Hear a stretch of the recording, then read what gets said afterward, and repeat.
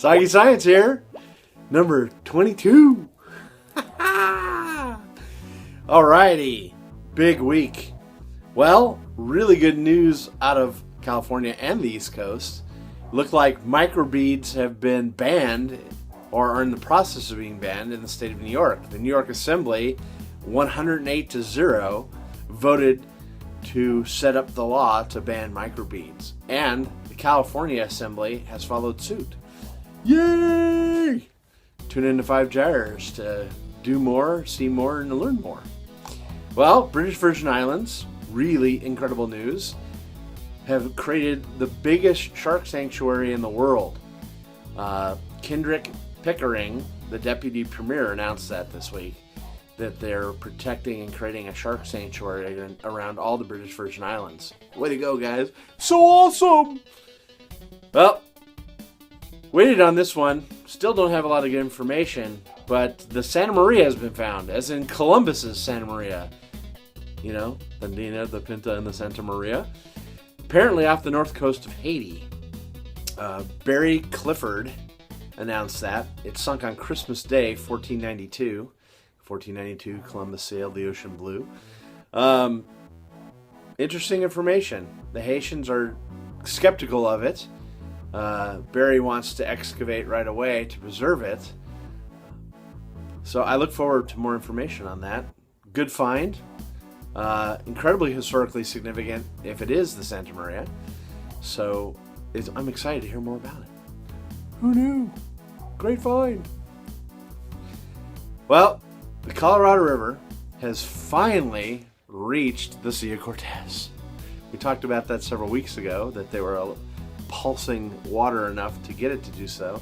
So for the first time in decades, the Colorado River actually hits the ocean. So that's good news, and hopefully it will continue, and we'll see habitat development out of it. News this week from the Chino prison. They've been doing this for quite some time, but renewed article in Huffington Post and a cool little video accompany it that talks about the commercial diving program there. And it's the Marine Technology Training Center. And the good news is that inmates that go through that come out ability to earn some real money. Commercial diving pays well. And their chances of going back to prison are lowered significantly. So maybe a model for the rest of the country. And gets more people into working underwater, which is good for both. And a lot of the guys report increased self-esteem and respect and a view of hope for the future, that they can actually make a good living.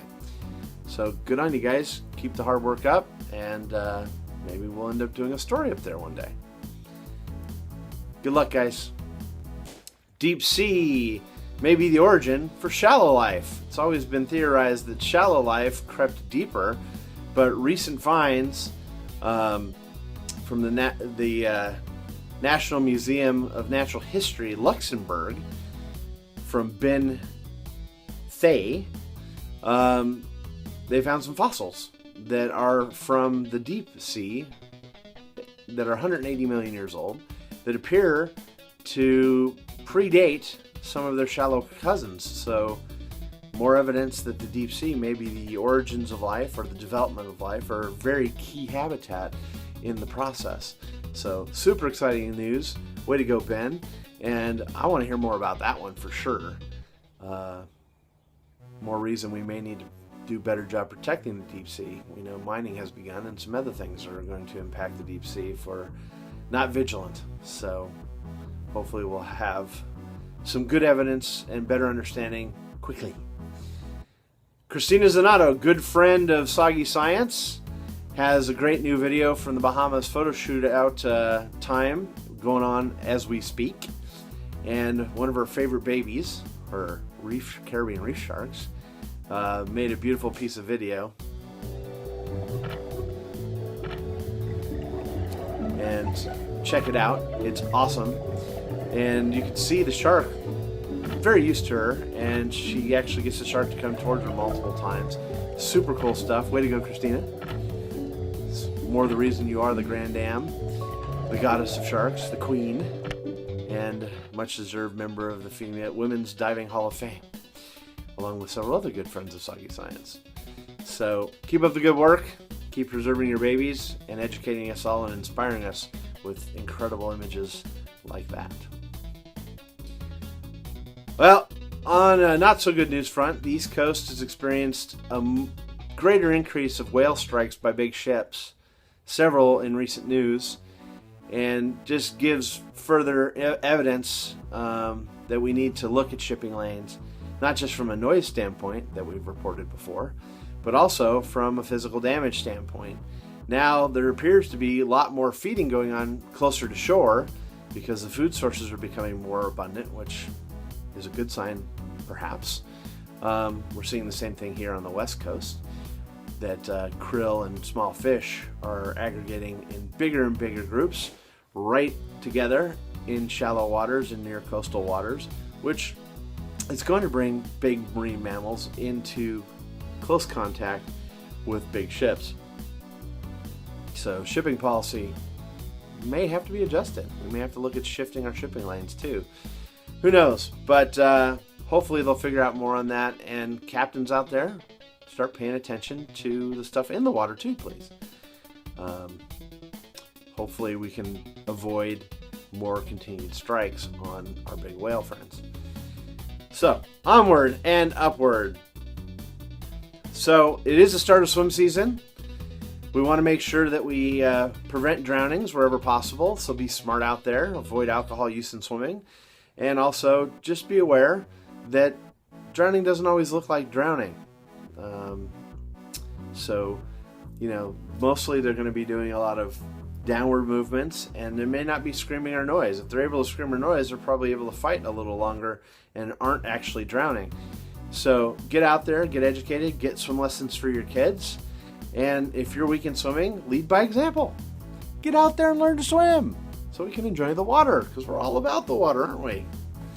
Anyway, Fukushima, latest technology innovation there is a giant ice wall to try to prevent water from entering the ocean. This coming on the tail of announcing big releases of groundwater because it's getting into the billions of gallons and storage just isn't available. Plus the storage tanks are leaking. Vice had an interesting piece this week on Fukushima. What you're reading in the news may not be all that is there. So go to multiple sources, understand what's going on, but the water problem continues, and I imagine we'll be talking about it again, unfortunately. Oh, on better news and water, the LA River here in Los Angeles has been opened this weekend to kayaking and fishing and recreation in 2 areas. In recent years, they've been restoring the river basin and having it appear more natural. It's pretty much concrete in most of its areas, but that restoration has worked.